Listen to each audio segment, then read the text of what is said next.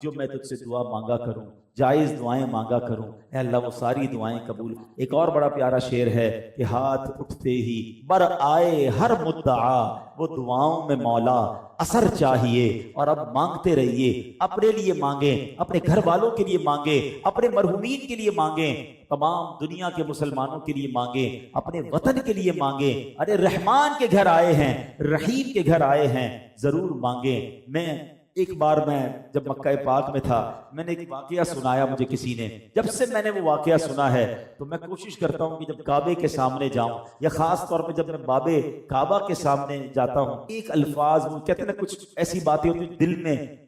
پکڑ جاتی ہیں۔ بات یہ تھی کہ کسی نے سنایا کہ ہمارے ساتھ ایک بلوچ سردار آئے تھے مکہ پاک، اور بلوچ سردار نے کیا کیا کہ وہ کعبے کے دروازے کے سامنے کھڑے ہو کر اس بندے نے کیا کہا، کہتا یا اللہ ہم بلوچ ہیں اور ہمارا یہ اصول ہے کہ ہمارے دروازے پر کون بھی آ جائے تو ہم اسے معاف، کہ اللہ ہم بھی تیرے دروازے پر نہیں ہیں، بندے ہیں تیرے، نافرمان ہیں، گناہگار ہیں، مگر دشمن نہیں۔ اللہ ہمارے دروازے پر دشمن بھی آ جائے تو ہم اسے معاف کر دیتے ہیں، ہم تو تیرے گھر کے دروازے پر باب الرحمہ پر آ کر کھڑے۔ آپ یقین کریں جب سے میں نے وہ الفاظ سنے، کئی سال ہو گئے، میں جب بھی باب کعبہ پہ جاتا ہوں میں اللہ سے یہی عرض کرتا ہوں کہ اللہ تیرے گھر کے دروازے کے سامنے اور تیرے دشمن نہیں ہیں، بندے گناہگار ضرور ہیں، نافرمان ضرور ہیں، باغی نہیں ہے، مولا آج مغفرت فرما دے، آج بخش دے۔ اچھا، حرم پاک میں ایک اور احتیاط کیا کرنی ہے کہ ہم احرام میں ہیں تو خواتین بھی، اسلامی بہنوں کو چہرہ کھولنا ہے، چہرہ نہیں چھپا سکتے۔ اب یہ امتحان ہے ہمارا کہ وہ سید اعظم فرماتے ہیں کہ کریم کے گھر کی باندیاں ہیں، اب ان کی طرف نگاہ نہیں کرنی ہے، بدنگاہی نہیں کرنی ہے، آپ نے سر جھکا کر روتے روتے طواف کرنا ہے، صحیح کرنی ہے، اپنے گناہ یاد کرنے ہیں، کب آنے کے قابل تھا، اتنی مبارک جگہ پر آ گئے، ادھر ادھر نہیں دیکھنا۔ بہرحال دعا کر لیا آپ نے، اب میں چلے وہ احرام کی چادر کا ایک اور معاملہ میں بتا دوں۔ استباء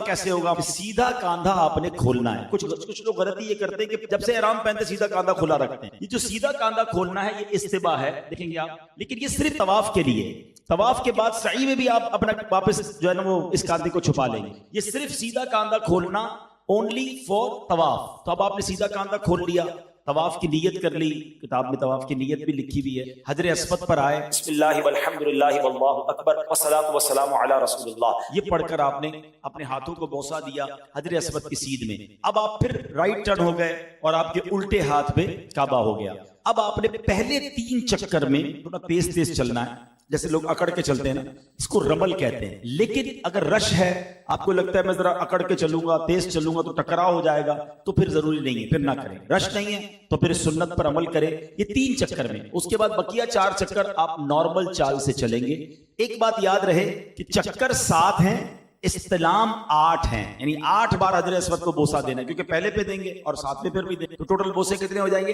8۔ تو یہ آپ کا طواف پورا ہو گیا، طواف کمپلیٹ ہو گیا۔ اب آپ نے اس کے بعد 2 رکعت مقام ابراہیم کے قریب کہیں جگہ مل جائے، ورنہ پورے حرم پاک میں جہاں بھی جگہ ملے یہ واجب الطواف 2 رکعت ادا کریں، قدم قدم پر دعائیں کریں، 7 چکر کی دعائیں رفیق الحرمین میں موجود ہیں، یا تو دعا کر لیں، آپ کو لگتا ہے کتاب سے پڑھنا مشکل ہے تو تسبیح ہاتھ میں رکھیں، درود پاک پڑھتے رہیں، کلمہ پاک پڑھتے رہیں، تو پہلے چکر میں اگر یہ 7 وظیفے نوٹ کر لینا اور یاد ہو جائیں تو پھر آپ کو چکر کبھی بھی نہیں بھولے گا کہ پہلے چکر میں کلمہ پاک پڑھ لیں، لا الہ الا اللہ لا الہ الا اللہ، افضل الذکر کہا میرے آقا نے، سب سے افضل ذکر کلمہ پاک ہے، تو وہ پڑھ لیا آپ نے پہلا چکر۔ دوسرے چکر میں آپ استغفر اللہ ربی من کل ذنب واتوب الیہ، اپنے گناہ بھی یاد آئیں گے، خطائیں بھی یاد آئیں گی، آنسو بھی بہیں گے کہ اللہ تیرے گھر کا طواف کر رہا ہوں، میرے گناہ معاف کر دے، میری خطائیں معاف کر دے، اور استغفار کرنا بھی سنت ہے۔ تیسرے چکر میں سبحان اللہ، بخاری شریف کی آخری حدیث میں ایک وظیفہ نبی پاک نے دیا، سبحان اللہ وبحمدہ سبحان اللہ العظیم، کہ یہ 2 کلمے ہیں،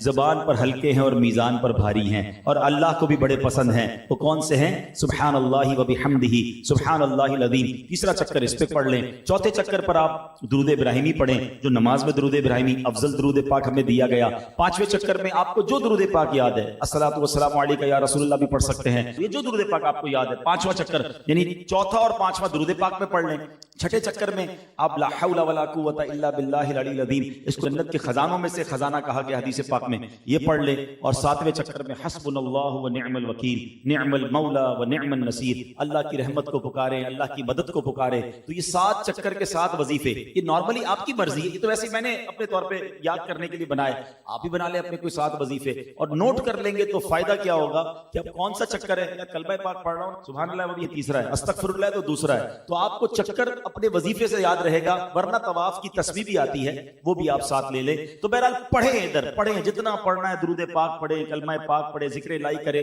فضول باتوں میں، اور سیلفیوں کے چکر میں مہربانی کر کے نہ بنیں، اور کبھی بھی حرم پاک میں بالخصوص مکہ پاک میں موبائل نہ نکالیں۔ خواتین بیچاری ہوتی ہیں، چہرے کھلے ہوئے ہوتے ہیں، میں نے وہاں کئی لوگوں کو ناراض ہوتے بھی دیکھے کہ آپ ہماری خواتین جا رہی ہیں اور ویڈیو بنا رہی ہیں، نہیں گئے ہم معافی مانگنے گئے، مجرم ویڈیو بناتا ہے آنسو بہاتا ہے۔